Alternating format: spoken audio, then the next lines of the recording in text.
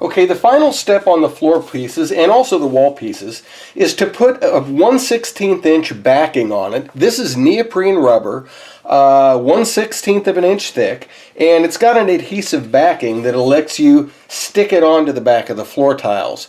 This way it will cushion against our tabletop so that we don't scratch up our table, and it will also cushion them against each other so that when you put them up in a stack, they're not going to destroy the paint. So what we're going to do is we're going to stick it on the back. I found that the easiest way to do this is to flip it over, and what I'm going to do is I'm going to take this and I am just going to set it on top of here. And you'll notice that the edges of our floor tiles, they're just solid black. I didn't paint them. I didn't bother with painting them because we're going to stick walls all around it. So what I'm going to do is just put it on there, and I'm going to get like a Sharpie permanent magic marker and just take this sucker and just use it and draw around the outside of it, outside of the edge all the way around. We're not going to cut this to be a perfect fit, but we do want it to cover pretty much all of the floor tiles all the way around. So go ahead and draw around this whole thing. Okay, now that we've drawn around it, you see we've got sort of a template for what this is here. And what I'm going to do is when I cut it out, I am going to cut about a 1/4 inch in. I could go ahead and do it here, and maybe I could, I think I'll give that a shot. What I'm going to do is, cutting it this way is a little bit hard to see. I'm going to turn it around like this. And what I'm going to do is I'm going to cut about a 1/4 inch in all the way around. Doesn't have to be a neat job at all. About a 1/4 inch in. I don't know if you can see what I'm doing there. Let's see if I can zoom that in just a little bit so you can see the lines. There we go. Okay, so I'm just going to cut onto the inside about a 1/4 inch there. And I'm not worried about being too awful neat with it. And if I do this right, I'm thinking I can use this edge right here on the next piece. Okay, we've got this cut out. Let's see how this goes. I am going to take my floor tile piece, going to flip it over onto the back side.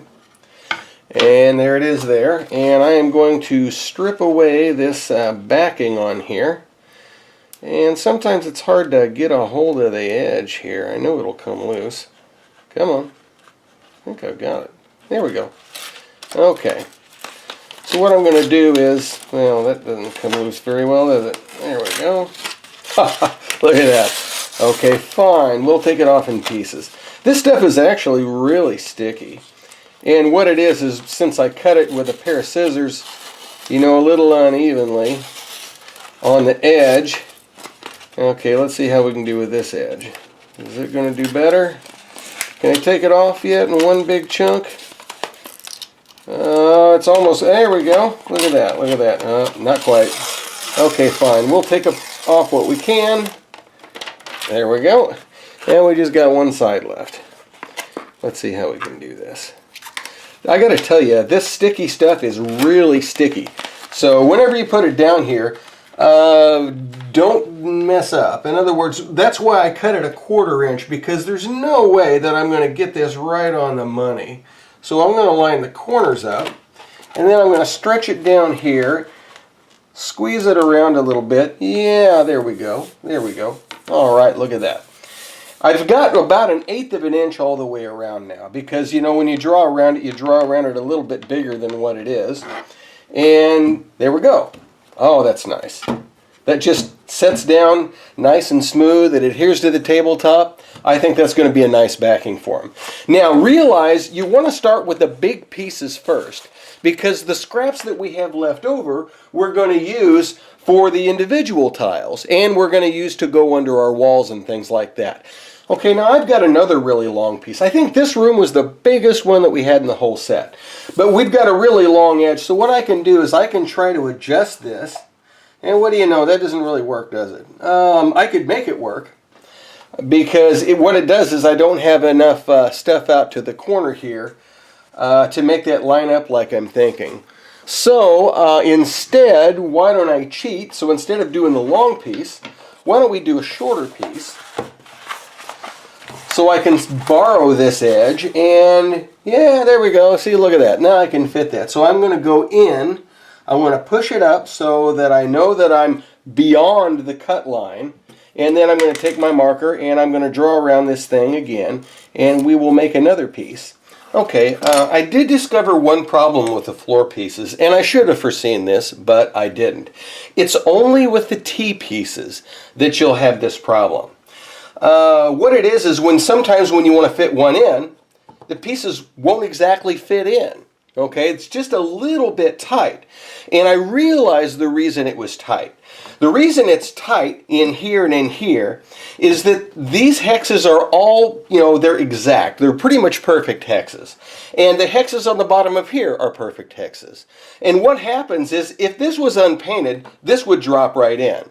But the problem is we painted both of these things separately. So they each have a coat of paint on them, which makes them a little thicker. Because they're a little thicker, now it's a little tight, and now it doesn't want to fit. But we can fix this. The easy solution to fix it is simply enlarge the holes in these corners just a little bit. And the easiest way to do that is simply take an X-Acto knife and then carve them out. And you'll notice the side of these things, I didn't really paint the sides anyway. It doesn't matter because you're going to have walls against them. Well, that's to our advantage, because what I'm going to do is I'm just going to take the knife in here, and I am just going to scrape that paint off of there. And I don't know if you can see from the inside, you can kind of scrape this paint off of here. You can also scrape away a little bit of the dental stone or plaster, and it will actually carve. So what you want to do is you want to cut that away. And I don't know if you can see that I'm kind of cutting that away, and then this side right here I'm kind of cutting that away. And what you want to do is carve that away enough until these pieces will kind of fit nicely as they are supposed to fit. Let's see, let's put it in there again, and is that it? Okay, it's still a little bit tight, and you might want to find out on these three pieces, it has to fit here, here, and here.